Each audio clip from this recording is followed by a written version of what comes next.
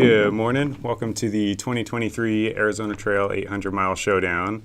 My name is Eric Halston, and I'll be guest hosting today for Jamil while he's running Javelina today and tomorrow.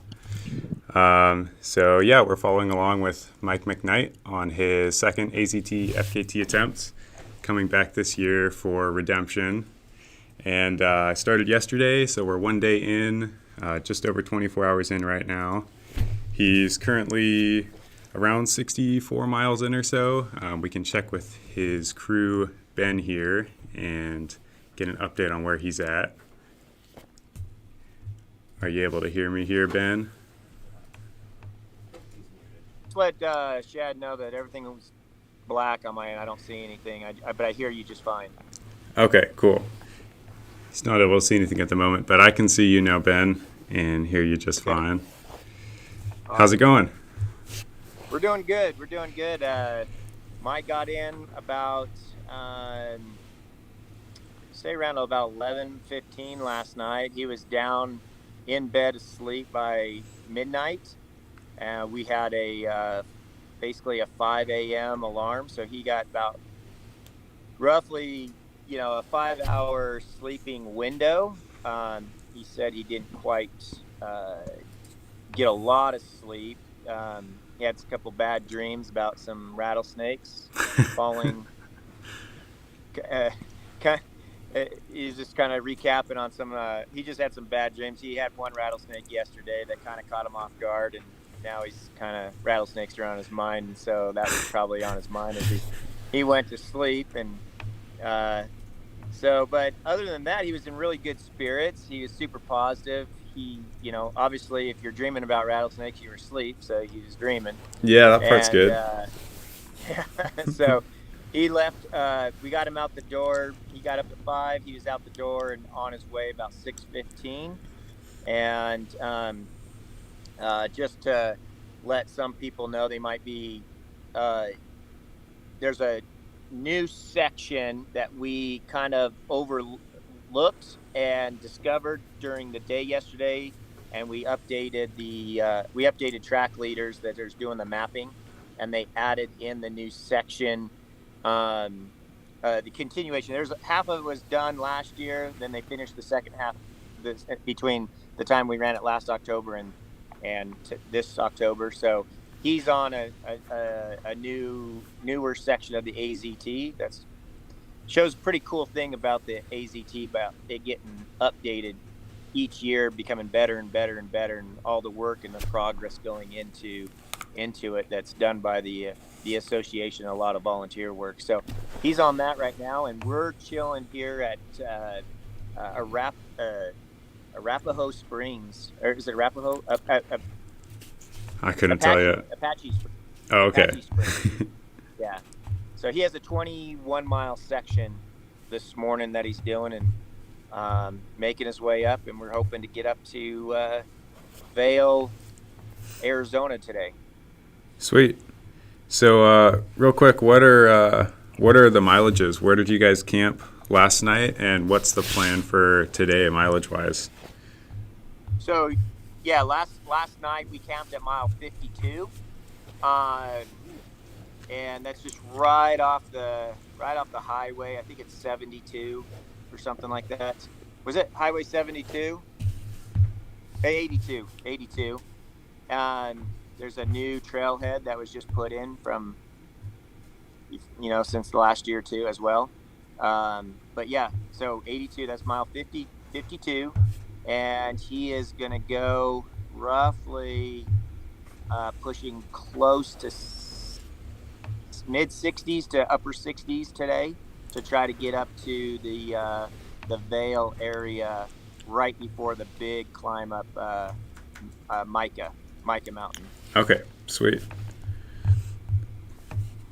And that'll be kind of the first really substantial climb of the Arizona Trail tomorrow. That's a big one. Okay, sweet.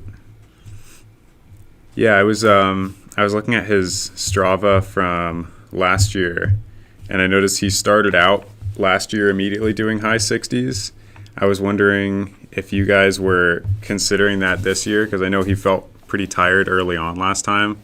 If you're thinking it might be better to start out with slightly lower mileage and try to maximize sleep a little bit more. Yeah, so obviously it's vert heavy in the southern area, and so we're trying to play it smart and not get caught in a scenario where he becomes sleep deprived early on. So we're kind of erring on the side of a heart, like we're watching as he comes into the last few sections of the night and where he's going to be. And instead of picking ahead of time a sleep designated spot, we're kind of just going based off of moving time and how he feels. And when he comes in, no matter what, he has a sleep window of at least 5 hours, 4 to 5 hours of sleep for sure. That's the sleeping time, not just the stop time. Mm-hmm. So we're really, there's no real rush in this southern section, because he can make up time on the flatter sections in between, Mount Lemon and the like basically the Gila River area. Yeah. So that's a good, you got to get 100 miles in between of a lot more flat, runnable. So there we can look at making up some more time. There's more walking, obviously, in this section because of the vert and the terrain and everything. And we're hoping that and he knows that there's more running sections. He's been through that section last year. And so we're just kind of like, being conservative and then push, then conservative through the, the four peaks, and then, or the different, the Mazatals and the superstitions and everything.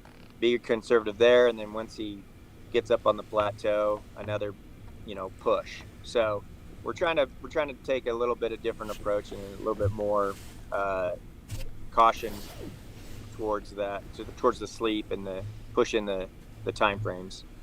Yeah, that makes a lot of sense. You can definitely make up time in those runnable stretches through the Gila before the superstitions there, and then a lot of runnable stuff north of the Mogollon. And so you said the plan is to sleep 4 to 5 hours a night. What was your guys' thought process in deciding like that amount of time exactly? Was it just based on how much you guys were sleeping last time and what seemed like the right amount? Or I was wondering if you guys had like a specific thought process in 4 to 5 hours of sleep. Mike kind of picked that. I'm basing it, and this is just me shooting from the hip on this, because Mike's like the one that kind of dictated the time. Mm-hmm. I don't think he sleeps very good anyways, even at home. I've seen that on short, Instagram. Yeah, pretty short sleep window. So why twiddle your thumbs when you can go out and make progress? So, as long as he's getting, a good body rest too, and some REM cycles. If he can get like 2 at least REM cycles a night, and then some really good body rest, let his feet, let his knees, just let everything kind of like work itself out, relax, hydrate. Yesterday was pretty warm. It's going to be warm today too, but I know we got a little light breeze that's actually feeling really good right now, so hopefully that's helping him. But with zero cloud cover out here, it's just beautiful. It might heat up, and this section that he's going into by Kentucky Camp is kind of like those lower roller hills, very exposed area. So, that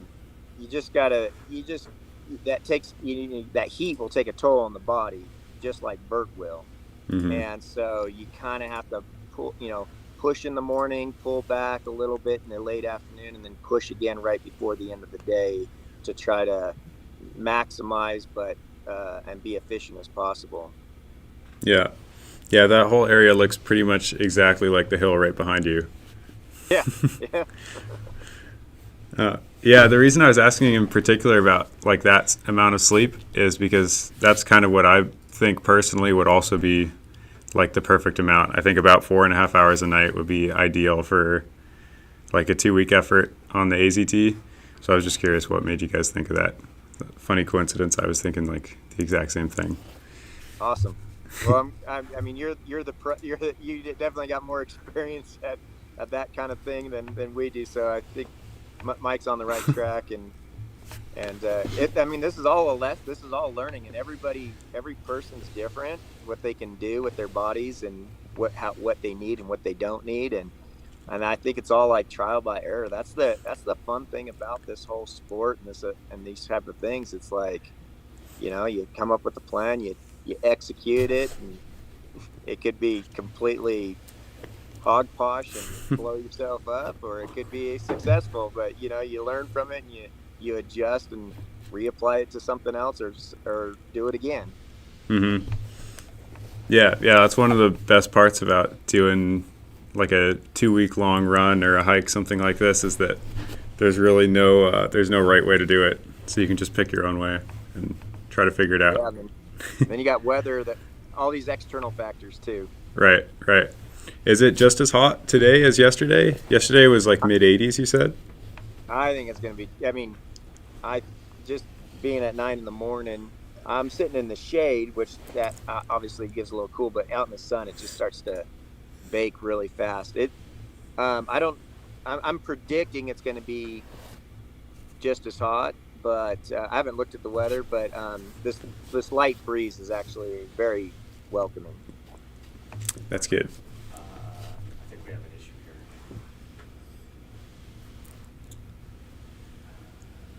We're able to hear everyone okay? I'm not sure if we're still streaming or not. It looks like when I was Let me see if I might have to pull up the chat. if I can get it on my phone. Yeah, or see if it's on the chat.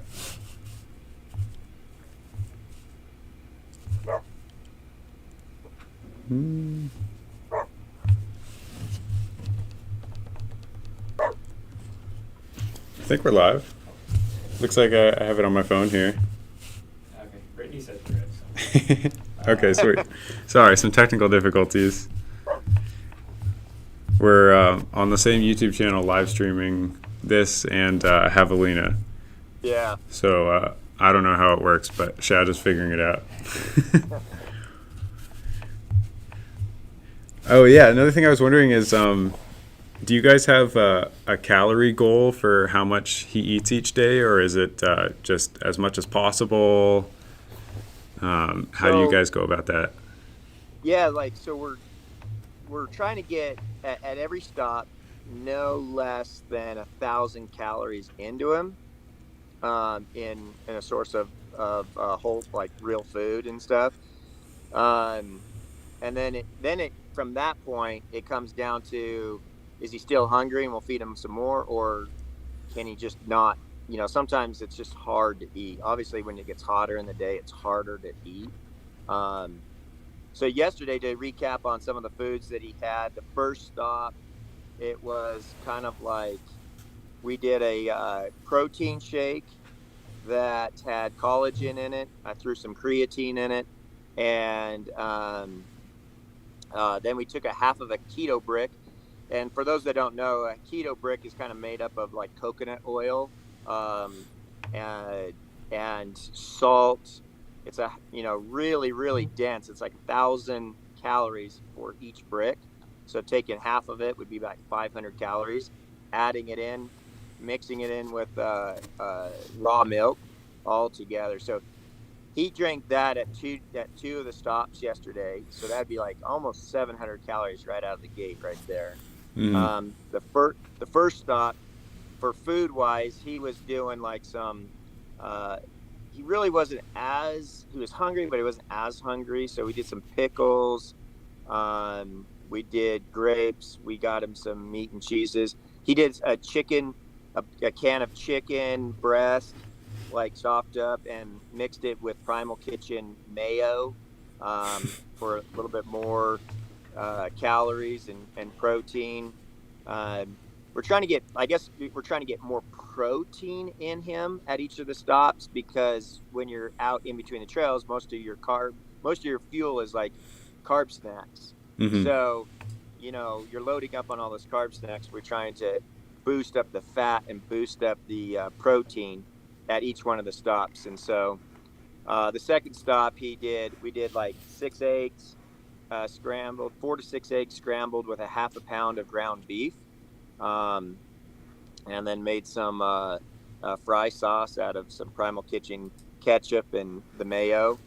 And he ate a lot of that, the majority of it, with another shake. And then last night, I made him some bone broth. With it being colder, ending at a colder time of the night, we got him some gluten-free ramen and bone broth type of a ramen mix that we made for him, on top of some other snacks that we had. I actually ordered him a triple cheeseburger with no bun, bacon, avocado, grilled onions, sweet potato fries, and he turned his nose up at it. So that's kind of our lunch today. Yeah, sounds like he's eating pretty well then. Yeah, we're trying. Yeah. We haven't even busted out the Tucanos yet. The Tucanos in the cooler. We got a ton of meat. We got like, I would have to say, we got like 30 pounds of meat. So if he doesn't eat it, the crew's like, we're having barbecues the whole time. Yeah, somebody will eat it. Yeah. He's not having any difficulty eating at this point, other than, just normal not wanting to eat. Yeah, it's not difficult to eat. He said he didn't eat in the second section yesterday because it was so hot. He was having a hard time, like, wanting to eat. So he started taking a little bit more liquid, some Martin powder mix, so liquid calories, to try to substitute for not being able to put in some real food when it was the hottest part of the day. But other than that, like, he's actually doing really well physically. I mean, I know it's only 50 miles in, first day out of, roughly 12, so, keep our fingers crossed that it stays that way. He was in good spirits when he left this morning. I threw up a little post of him smiling and laughing, and so. Sweet. Yeah, I saw that earlier. Would we be able to pull that up, Chad? His Instagram stories from today? Yeah, I think he mentioned rattlesnakes in it also. Yeah. Yeah, I kind of teased him about it just because he was telling me about it. So. Yeah, keeping him up. Maybe by tonight he'll be tired enough. The rattlesnakes won't bother him anymore. Well, maybe he'll see enough of them that it just becomes the norm. Or that, yeah, even better. Yeah, I think it's just his Instagram story. He asked me how many I saw, and I was like, I had about an average of 2 a day. Yeah, sounds about right. So there's McKnight at mile 20 yesterday, coming in for their first main crew spot.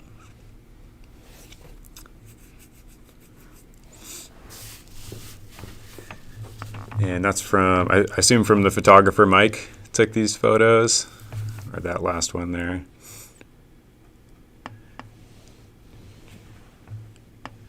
And this is Mike's charity, Rod's Heroes, that he's running for.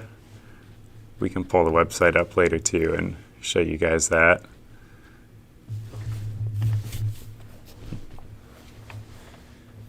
I think you could skip a couple ahead on these. There was, here he is, mile 34 yesterday. Looks like 2 pacers with him. Was he having a couple pacers with him for a longer section, or were they just joining for a little bit yesterday? One pacer, and then we had the videographer or the photographer go out like a mile to kind of meet up with them and get some footage on the way back in. Okay, sweet. Here's video from the van last night. 52 miles on day 1. This is this morning actually, and planning on 70 today. And here he is getting his pack on this morning. We've got the subtitles here. said, I'm trying to stay positive, so I slept like a baby. Good stuff. Cool. Yeah, so that's all our social media updates as of now. And looks like he started about 3 hours ago now today. And he's, was he about 12 miles in right now? Let's see.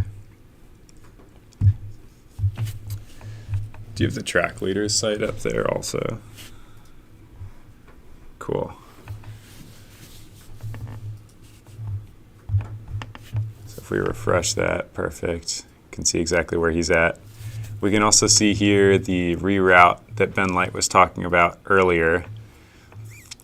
So he's on this red line to the left, or sorry, to the right or to the east, not the one to the left or the west. The one that he's on right now is the one on the Arizona Trails website. So I got the GPX off the website, so that's the version of the Arizona Trail that we're going with. And he's right in the middle of that right now. Looks like mile 62.5 according to track leaders, probably give or take a couple miles as to what his exact mileage is. Every map says something different, so you never know for sure. To give the, I guess the viewers an understanding.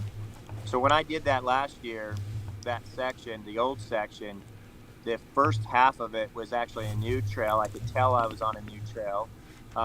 When Joe did his, he actually had to go down into Patagonia and take the road all the way up, and then it had joined with that part of the trail that's off to the west. And that part of the trail off to the west, the part even that I did right there, is just a 4-wheel drive road. It gets pretty extreme, so it's not just like a graded dirt road. It gets to be like rocky, pretty extreme. You'd have to have like a good buggy to do it, but it goes all the way up to a pass, and then you hop onto a single track. So now what Mike is doing, and just to kind of give a plug for the AZT Trail Association and all the volunteers that get out here and do this, he doesn't have to get on that road anymore. He's going to stay and remain on single track. So they cut in a single track so that it becomes more true to that through hiking, that away from civilization experience, let's say it that way. So Yeah. As AZT Ord continues to update the trail, they can eliminate more and more, double track and road from the entire route, and it becomes more of a true single track trail experience. So these new updates these new passages that they're working on are super important, and it's a pretty amazing to see, all the work that's going into it. Yeah, they keep adding more and more trail sections every year, making it more of a complete trail from Utah to Mexico. And just to clarify, do you mind pulling up the track leaders thing again? Just to clarify, Ben, so the red line that goes around to the west, that loops around, is that the dirt road that you were on last year?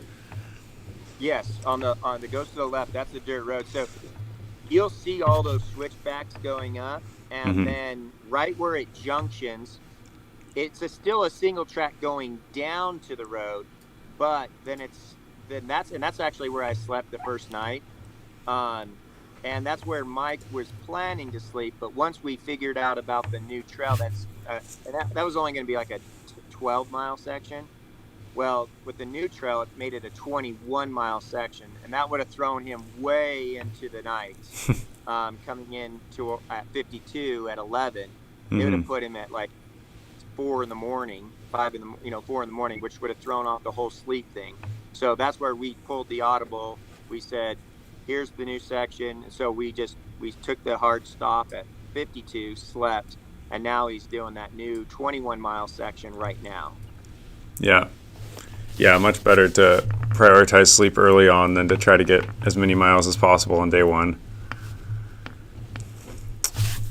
Sweet.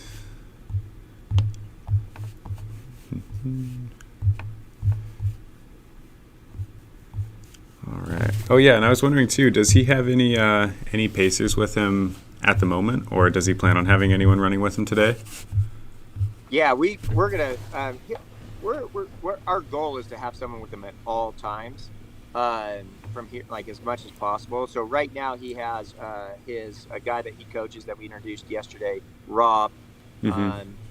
He's out there with him, and so we'll just each time we're just we actually have enough drivers to have the vehicles now that the uh, videographers or photographers here, Mike, and so any one of the people pacing, Mike then drives their vehicle so we can carpool over and stuff, and then we're in the process of picking up another person that Mike coaches at the airport in Tucson, um, and so we'll even have another person. So from here on out, there's no reason why he doesn't have a pacer at all times helping him out.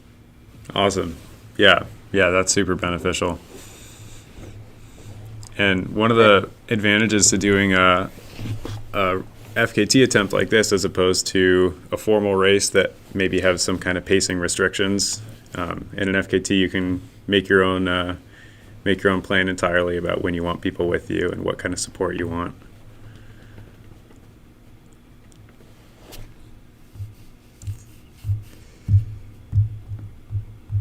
All right.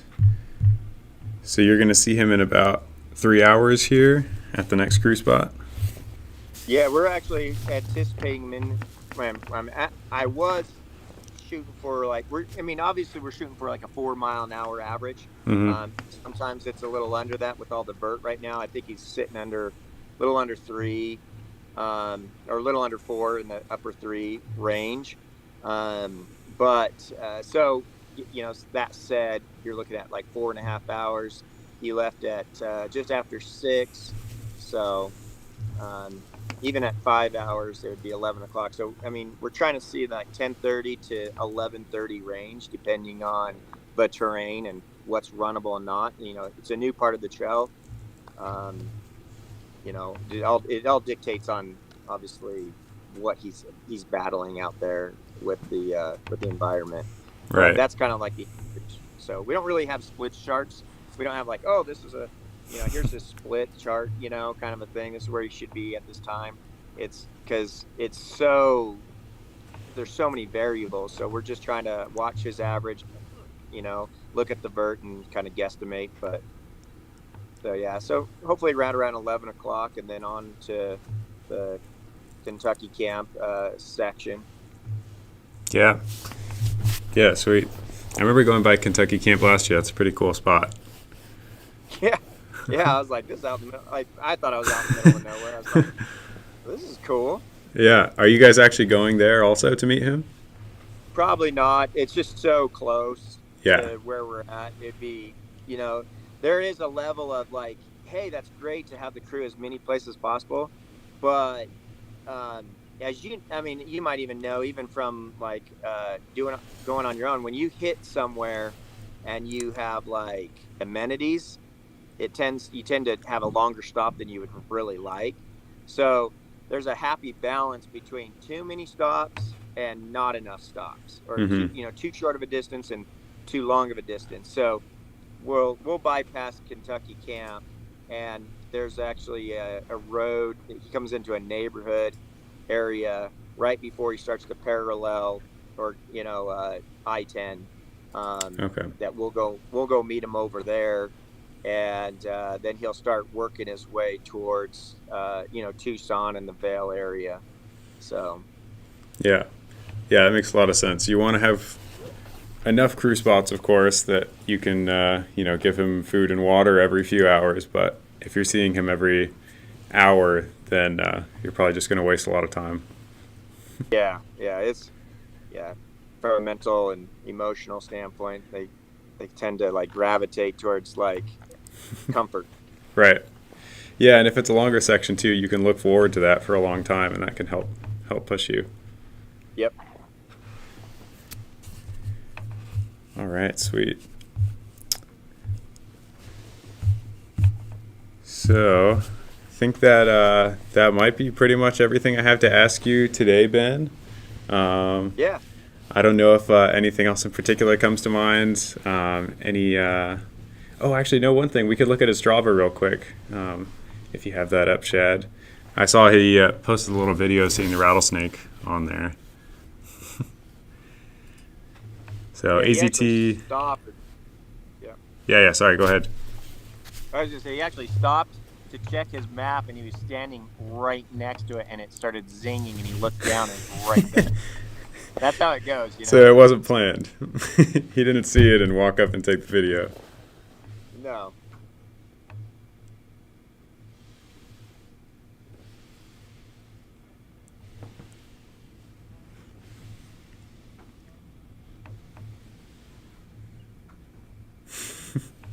We just played a little video on his Strava. He was saying his goal still is to not complain, because last year he felt like a big reason that things didn't go well was that he had a negative attitude for much of the run.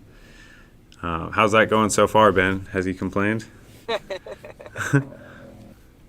It's actually going really well. Let's just say it that way. It's actually going really well. We're just kind of all like, when somebody says that they're going to run 800 miles and have a positive attitude the entire time, you know, you're kind of like, well, let me get the swear jar out just in case. I think I'm gonna capitalize on this real fast. But right now, it's going great, and it is a, any endurance athlete knows the power of attitude and the mindset. So, putting it as a goal and putting it out there and up front is a big thing. And so if you can keep reminding yourself to be positive, have a positive, even in the time of adversity, challenges, the onset of struggles, if you can keep that positive attitude and look at the good of what's at hand and the possibilities, it's, you're looking through a total different lens, and it's going to create a total different outcome in the end. Yep. So kudos to him to even throw it out there and put it up, Yeah, that's a high bar to try to meet. I can't imagine trying to do the whole AZT without complaining. Yep. And we just saw a little video there of him seeing the rattlesnake. Maybe a baby rattlesnake, was hard to tell for sure. So first rattlesnake of the trip. I'm sure many more to come. And what did he write in the little recap there? So he said, a little tougher start than I was hoping. Temps are way warmer than they ever were last year. Mid-80s most of the day. Some hot spots on my feet from the heat, but striving to stay positive. Aiming for 5 hours of sleep tonight. So it sounds like he at least got 5 hours of sleeping time, even if maybe he wasn't actually asleep the whole time. But I think that's probably to be expected for something like this. And there's his map. You can see he got just past Highway 82, or just at Highway 82 near Patagonia there. And in the bottom right corner of the map on the red line, you can see that's the Huachuca Mountains. So he went up and over Miller Peak there. That was the high point. And now he's going through the lowlands where it's a little warmer, very dry and sunny. So yeah, sweet. Sounds like he's doing generally very well so far. Even if maybe he was slightly behind the mileage he wanted to do yesterday, what matters is that he's feeling good and is excited about it and is resting enough, and sounds like he's moving really well today still. Yep. All right, cool. Well, we could wrap up the show here. Thanks for talking to us again, Mike. Appreciate it. No problem. And thanks, Shad, the producer, for helping out doing everything that I don't understand. And yeah, so that's the end of our day one recap for the Arizona Trail, Mike McKnight's FKT attempt. We'll be back tomorrow at 9 a.m. for day two. Have a good day, everyone.